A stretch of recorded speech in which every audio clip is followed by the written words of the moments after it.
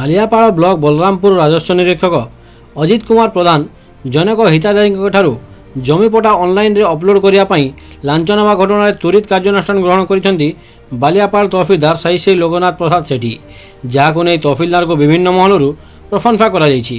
ସରକାରୀ କାର୍ଯ୍ୟାଳୟରେ କୌଣସି ହିତାଧିକାରୀଙ୍କଠାରୁ ଲାଞ୍ଚ ନ ନେବା ପାଇଁ କଡ଼ା ନିର୍ଦ୍ଦେଶ ରହିଥିବା ବେଳେ କିଛି ଅସାଧୁ କର୍ମଚାରୀ ବିନା ହାତଗୁଞ୍ଜାରେ କୌଣସି କାର୍ଯ୍ୟ କରୁନଥିବା ଅଭିଯୋଗ ହୋଇଛି। ସୂଚନା ଅନୁଯାୟୀ ବଣିଆଡିହା ପଞ୍ଚାୟତ ଜଳେଶ୍ୱରପୁର ଗ୍ରାମର ସୁଭାଷ ଦାସ ଗୁରୁବାର ପୂର୍ବାହ୍ନରେ ଜମିପଟା ଅନଲାଇନରେ ଅପଲୋଡ କରିବା ପାଇଁ ବଳରାମପୁର ରାଜସ୍ୱ ନିରୀକ୍ଷକ କାର୍ଯ୍ୟାଳୟକୁ ଯାଇଥିଲେ। ଡ୍ୟୁଟିରେ ଥିବା ରାଜସ୍ୱ ନିରୀକ୍ଷକ ଅଜିତ ପ୍ରଧାନ ଜମିପଟା ଅପଲୋଡ କରିବା ପାଇଁ 100 ଟଙ୍କା ଦେବା ପାଇଁ ବାଧ୍ୟତାମୂଳକ ବୋଲି କହିଥିଲେ। ଟଙ୍କା ନେବା ପରେ କୌଣସି ରସିଦ ମଧ୍ୟ ଦେଇନଥିଲେ। ତେବେ ଅନଲାଇନ ଅପଲୋଡ ଦେୟମୁକ୍ତ ଥିବାବେଳେ କ'ଣ ପାଇଁ ଟଙ୍କା ନେଉଛ ବୋଲି ପଚାରିବାରୁ କୌଣସି ସନ୍ତୋଷଜନକ ଉତ୍ତର ଦେଇନଥିଲେ ରାଜସ୍ୱ ନିରୀକ୍ଷକ।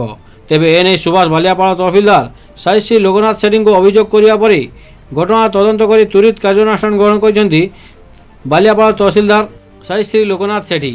ଅଜିତ ପ୍ରଧାନଙ୍କୁ ବଳରାମପୁରରୁ ପଞ୍ଚୁପାଲି ରାଜସ୍ୱ ନିରୀକ୍ଷକ କାର୍ଯ୍ୟାଳୟକୁ ବଦଳି କରାଯାଇଛି। ତେବେ ତହସିଲଦାରଙ୍କ ଏଭଳି ପଦକ୍ଷେପକୁ ବୁଦ୍ଧିଜୀବୀ ମହଲରେ ପ୍ରଶଂସା କରାଯାଇଛି।